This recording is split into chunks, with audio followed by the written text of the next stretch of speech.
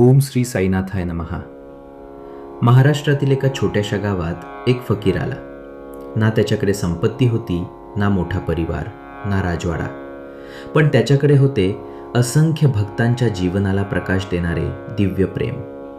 तो फकीर पुढे जगभर शिर्डीचे साईबाबा म्हणून ओळखला जाऊ लागला. आजही लाखो भक्त संकटात असताना एकच नाव घेतात, ओम साईराम. असा विश्वास आहे की ज्याने श्रद्धेने साईंचे स्मरण केले त्याचे दुःख हलके होते आणि ज्याने सबुरी ठेवली त्याला योग्य वेळी कृपा लाभते. आज आपण जाणून घेणार आहोत शिर्डीत साईबाबांचे आगमन, त्यांच्या जीवनातील सुरुवातीच्या अद्भुत घटना आणि श्रद्धा सबुरीचा अमूल्य संदेश. त्या काळी अहमदनगर जिल्ह्यातील शिर्डी हे एक छोटेसे गाव होते. मातीचे रस्ते, लहान घरे, शेती करणारे लोक आणि साधे जीवन. कोणालाही कल्पना नव्हती की हेच छोटे गाव एक दिवस जगभरातील कोट्यवधी भक्तांचे तीर्थक्षेत्र बनेल. एका दिवशी गावाबाहेर असलेल्या कडुलिंबाच्या झाडाखाली एक तरुण फकीर ध्यानस्थ बसलेला दिसला. त्याच्या डोळ्यात विलक्षण तेज होते, चेहऱ्यावर अद्भुत शांतता होती. त्याच्या उपस्थितीत लोकांच्या मनातील भीती आपोआप नाहीशी होत होती. औरंगाबाद जिल्ह्यातील धूपखेडा गावातील चांद पाटील यांचा घोडा हरवला होता. ते अनेक दिवस शोध घेत होते. थकलेले, निराश ते एका झाडाखाली बसलेल्या फकीराकडे आले. फकीर हसत म्हणाला, कशाची चिंता करता? चांद पाटील म्हणाले, माझा घोडा हरवला आहे. फकीर शांतपणे म्हणाला, त्या ओढ्याजवळ जा, तुमचा घोडा तिथेच उभा आहे. चांद पाटील गेले आणि आश्चर्य, घोडा अगदी तिथेच उभा होता.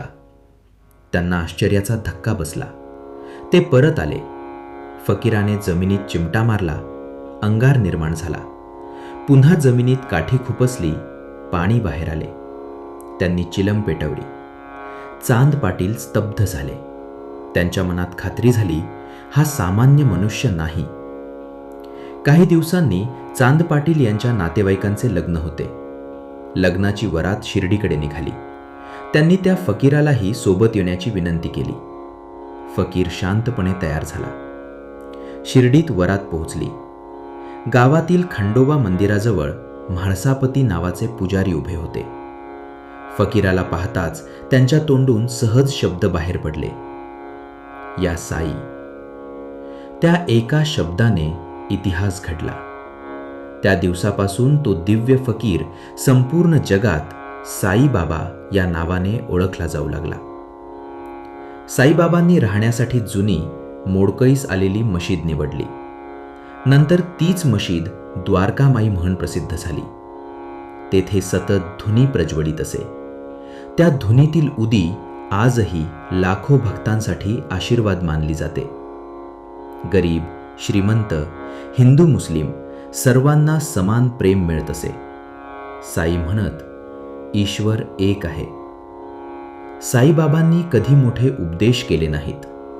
त्यांनी फक्त 2 शब्द दिले, श्रद्धा आणि सबुरी. श्रद्धा म्हणजे पूर्ण विश्वास, सबुरी म्हणजे योग्य वेळ येईपर्यंत शांत संयम. साई म्हणत, जो माझ्यावर विश्वास ठेवतो त्याचा मी कधीही त्याग करत नाही. प्रिय भक्त हो, आज आपण जाणून घेतले साईंचे शिर्डीत आगमन, चांद पाटील यांची भेट, या साई हे नाव कसे पडले आणि श्रद्धा सबुरीचा दिव्य संदेश. लक्षात ठेवा, जीवनात कितीही संकटे आली तरी विश्वास सोडू नका आणि संयम गमावू नका. कारण साईबाबा म्हणतात, जो माझ्यावर विश्वास ठेवतो त्याची जबाबदारी माझी. ओम साईराम.